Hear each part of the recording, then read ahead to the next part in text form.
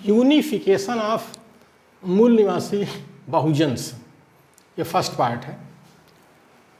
मूल निवासी बहुजनों का एकीकरण, उसका पहला हिस्सा है। मूल निवासी of India are lagging behind in all the sphere of life, इसका मतलब ये होता है कि 75वें स्वतंत्रता दिवस पर भारत के मूल निवासी जीवन के हर क्षेत्र में पिछड़े हुए हैं। आज भारत की आज़ादी के 75 वर्ष पूरे हो रहे हैं, किंतु मूल निवासी बहुजन समाज जीवन के प्रत्येक क्षेत्र में अपने को गुलाम महसूस कर रहा है। There is no unity in the organisations of मूल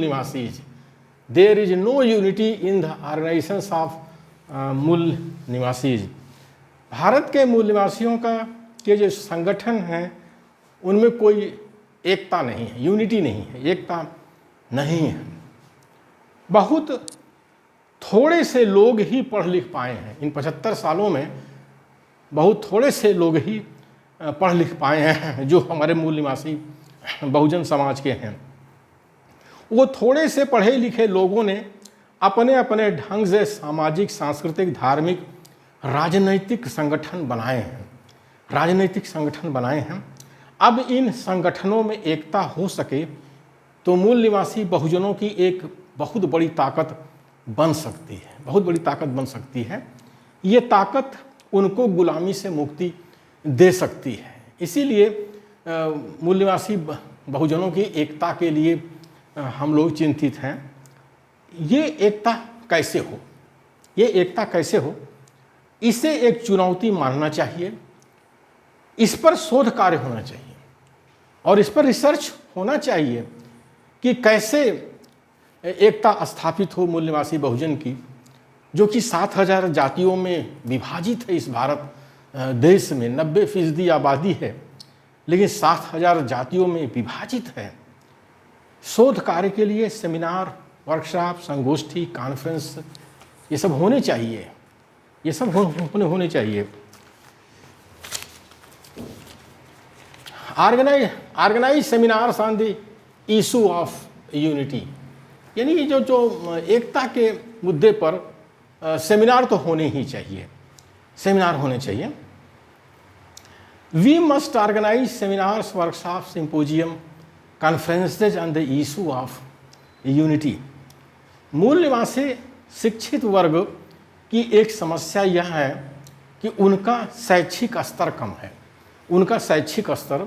कम है। भले ही पढ़ लिख गए हों, लेकिन जो एजुकेशन लेवल है वो कम है।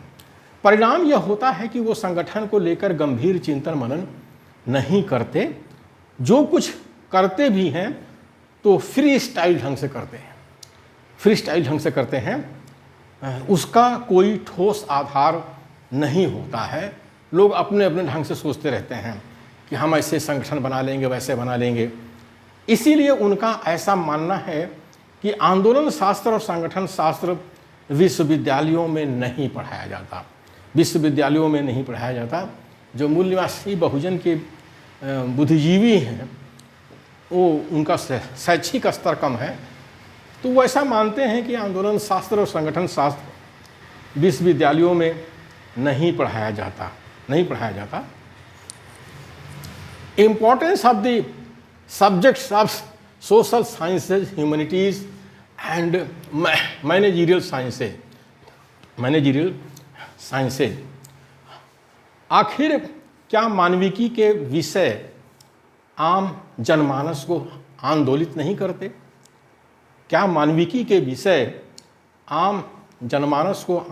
करते? हैं? दुनिया में जितने भी आंदोलन हुए हैं, सबके मूल में मानविकी के विषय ही रहे हैं। ह्यूमैनिटीज के जो सब्जेक्ट हैं वही रहे। इसी तरह से प्रबंधन शास्त्र को संगठन शास्त्र कह सकते हैं। इसी तरह से प्रबंधन शास्त्र को यानी मैनेजरियल साइंसेज को संगठन शास्त्र कह सकते हैं। तो ये जो इम्पोर्टेंस है सोशल साइंस का, मैनेजरियल साइंस का, ये हमारे मूल निवासी बहुजन के बुद्धिजीवियों को समझाना है। खास करके जो संगठन के कार्य में लगे हैं, आंदोलन के कार्य में लगे हैं, वे जो हैं इसको फ्री स्टाइल ढंग से सोचते हैं और विश्वविद्यालयों में जो पढ़ाया जाता है ह्यूमैनिटीज़ के सब्जेक्ट और सोशल साइंसेज और मैनेजरियल साइंसेज, उसकी मदद नहीं लेते। इसलिए हमारे मूल निवासी बहुजन की जो एकता है उनके संगठनों की, वो संभव नहीं हो पा रही है। तो इसलिए बहुत ज़रूरी है कि ऐसे सेमिनार किए जाएं जिसमें मूल निवासी बहुजनों को बताया जाए कि जो ह्यूमैनिटीज़ के सब्जेक्ट हैं और सोशल साइंसेज के और मैनेजरियल साइंसेज के, इनकी मदद से संगठन बनाना चाहिए, ट्रेनिंग मेटेरियल तैयार करना चाहिए और संगठन बनाना चाहिए। तब आसानी से एकता प्रस्थापित हो सकती है और फ्री स्टाइल ढंग से हर कोई अलग अलग ढंग से सोचेगा, मुंडे मुंडे मतिर भिन्ना, और आपस में झगड़ा करेंगे।